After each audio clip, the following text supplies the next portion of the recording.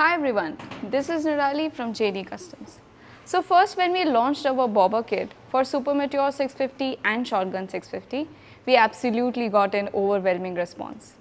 But since then, this one question kept coming up again and again of whether we can use the folding seat with a stock rear mudguard.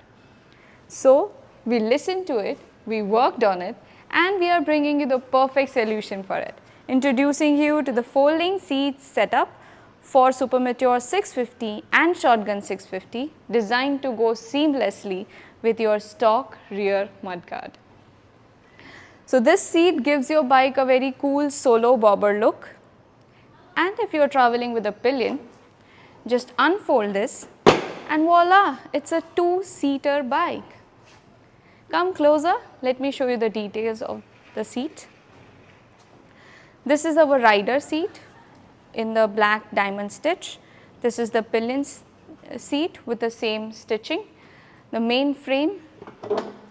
This one comes with a plate underneath which hides all the wiring beneath.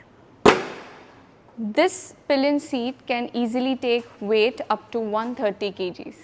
So, what are you waiting for? Get yours now. Log in to jdcustomco.com or get connected with us on the WhatsApp number given in the caption below.